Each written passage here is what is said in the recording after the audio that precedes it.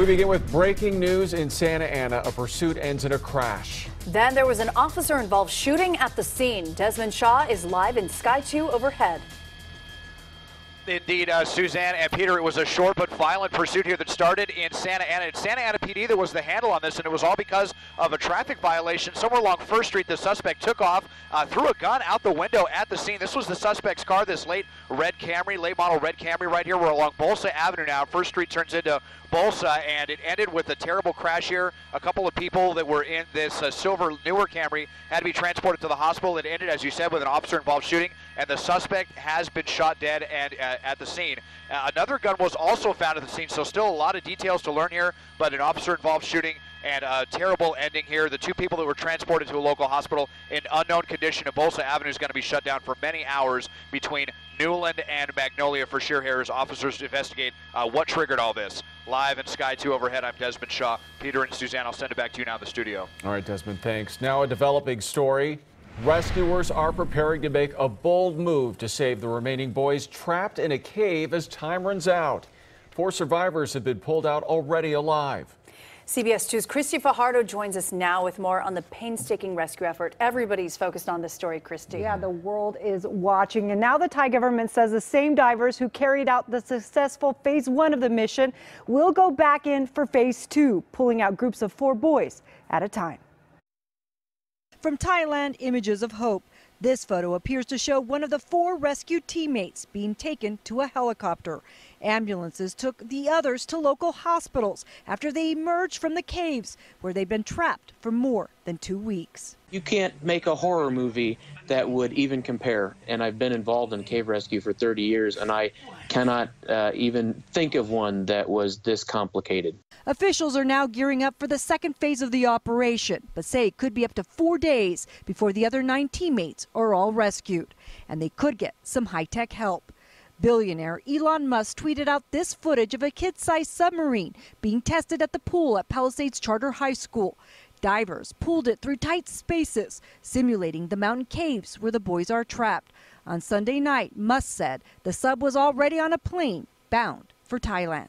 The good news is that the first phase was successful. They've had an opportunity to show it works. It's still dangerous, but it's much better odds for the remaining kids to come out now because of those initial ones. Before dive teams attempt another rescue, they have to refill their oxygen tanks and replenish supplies. No easy feat in the dark and windy caves that stretch for 2.5 miles. And tonight, there are conflicting reports about exactly who has been rescued. Media in Thailand is reporting that the coach was among those pulled to safety because he was in the worst shape. But other Thai officials have said all 4 were boys. It's already Monday in Thailand, and the next phase could get underway before daybreak here in Los Angeles. Back to you. All right, Christy, thanks, and let's hope things go well. We will have more coverage of the rescue effort tomorrow morning on CBS 2 News starting at 4:30 a.m. And you can get all the new developments on CBSLA.com. Turning to weather, it's another warm night after a day of record-breaking temperatures. And tomorrow we're expecting even more stifling heat. Tonight, thousands of people are still without power and no air conditioning. LADWP says 29,000 customers have no electricity because circuits went out and then transformers blew or equipment overheated. Workers are pulling overtime shifts to get it fixed. Dispatch teams are dealing with one of the largest power outages in its history. Wow.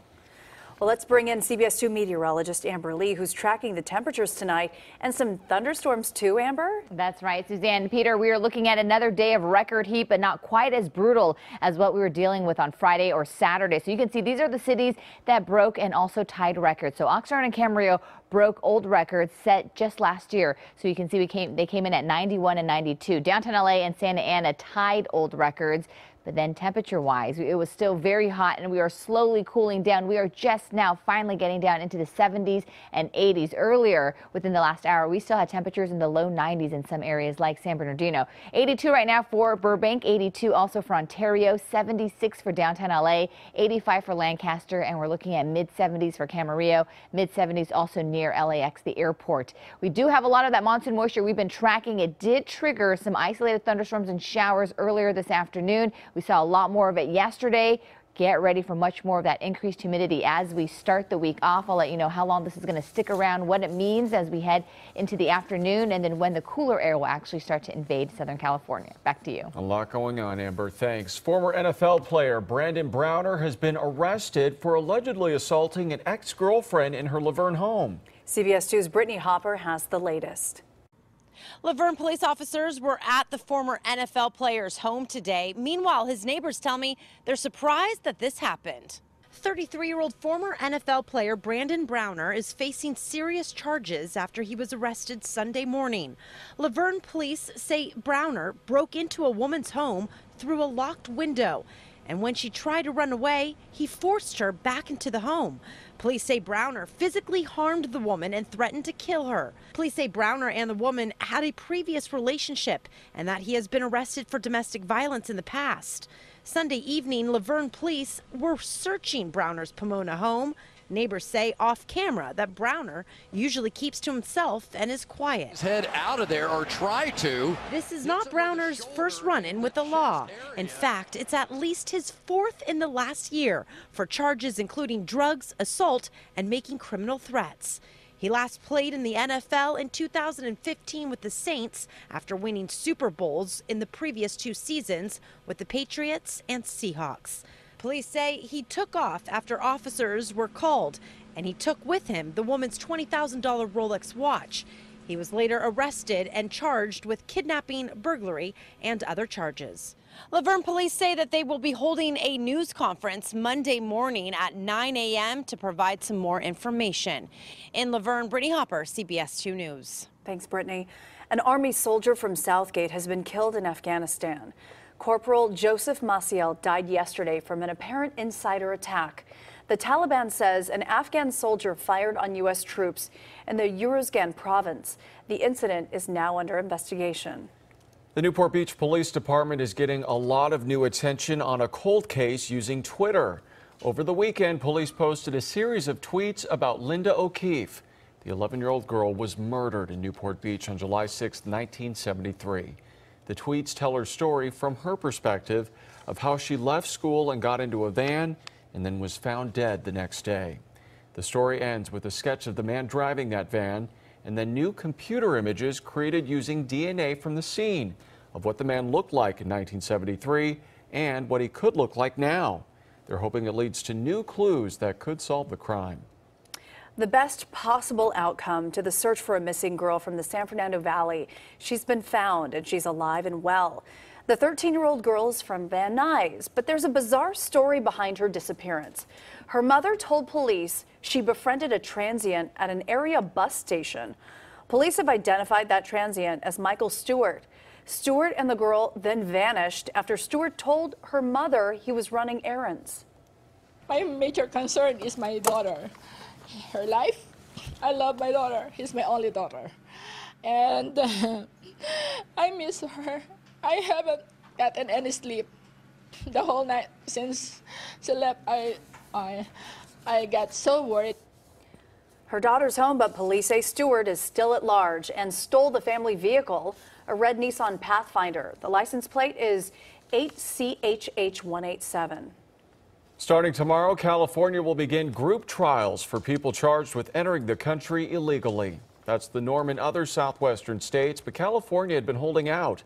Critics call it assembly line justice, but the number of misdemeanor illegal entry cases has gone from 0 to hundreds a month in California since May. The spike has caused strains on the California court system. On to the California wildfires. We know now 13 homes and 15 other structures were destroyed in the holiday fire in Goleta. 100 acres have burned. Cal Fire says the flames are 85% contained tonight. Full containment is expected by Wednesday. Also, mandatory evacuation orders just lifted tonight in the brush fire in Forest Falls.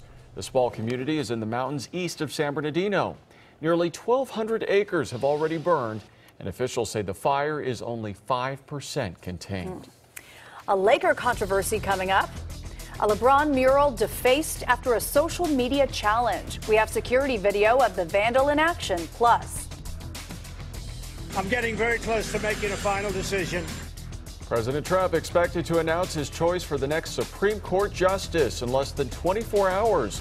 Who are the leading contenders? And he didn't think there was any danger with Roundup.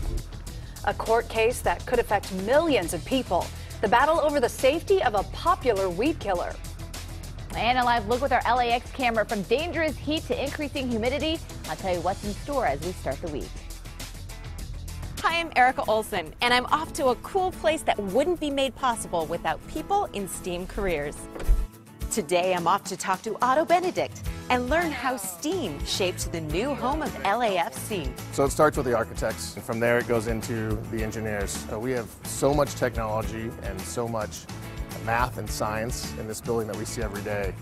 It really takes every facet of that to put a building like this together. It was designed to have a 34-degree rake. That's the steepest rake you can have in a building. And every one of our seats is an amazing seat. Everybody's very proud of what they've created. Otto talks more about the stadium at cbsla.com/steam. STEAM Stories, championed by your Southern California Toyota dealers.